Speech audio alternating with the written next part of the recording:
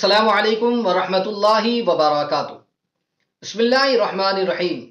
اللہم لک الحمد یا اللہ والصلاة والسلام علیکہ یا رسول اللہ صلی اللہ تعالی علیہ وسلم۔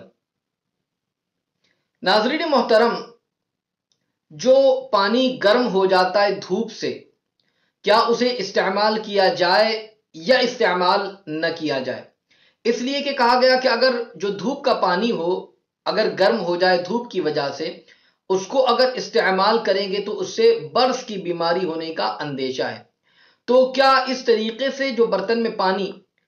جو ہے دھوپ کی وجہ سے گرم ہو جاتا ہے تو کیا اسے وضو کے لیے یا غسل کے لیے یا اسی طریقے سے اپنے کپڑے وغیرہ کے استعمال میں لانا چاہیے یا نہیں لانا چاہیے؟ آج اسی کے حوالے سے کچھ اہم باتیں آپ سماعت بھی کر لیں اور اپنی معلومات میں اضافہ بھی کر لیں۔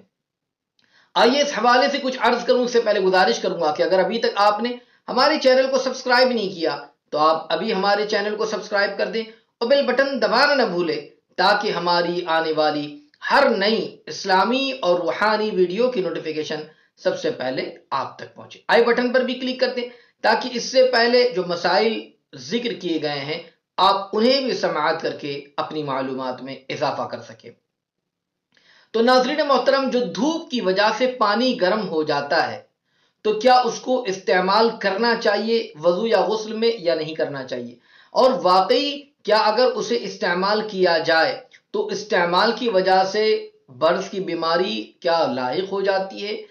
آئیے اسی کے حوالے سے آپ اپنی معلومات میں اضافہ کریں، اسے سماعت کر لیں۔ دیکھیں، دھوپ سے گرم ہونے والے پانی کو وضو، غسل یا کسی اور کام میں استعمال کرنے سے اس وقت اندیشہ برص ہوئے کہ جبکہ گرم ملک میں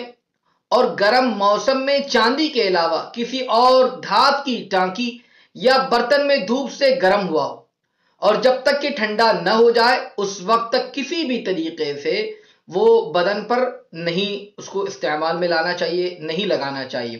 اگر وہ بدن پر اس کو لگایا جائے، جیسے ہاتھ دھوئے، پیر دھوئے یا غسل کیے یا وضو کیے، تو اس کی وجہ سے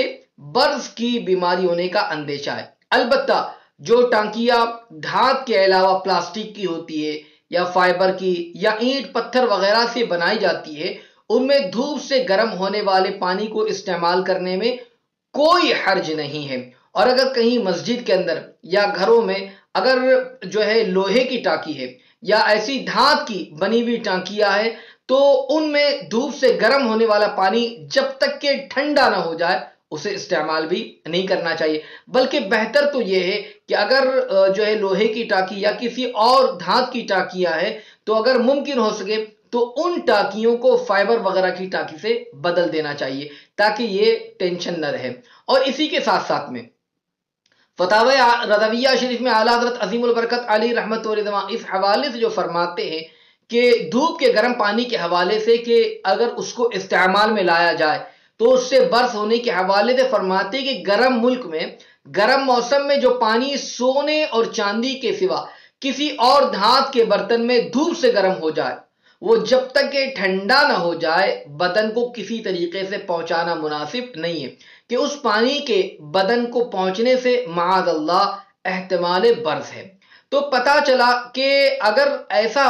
برتن جیسے سونے اور چاندی کے علاوہ لوہے کا یا دیگر جو دھات کے برتن ہوتے ہیں جس میں اگر دھوپ کی وجہ سے پانی گرم ہو گیا تو جب تک کہ وہ ٹھنڈا نہ ہو جائے اسے استعمال نہیں کرنا چاہیے۔ یہاں تک کہ آپ فرماتے کہ جو کپڑا اس سے بھیگ جائے اس پانی سے تو جب تک کہ وہ سرد نہ ہو جائے اسے پہننا بھی مناسب نہیں ہے۔ تو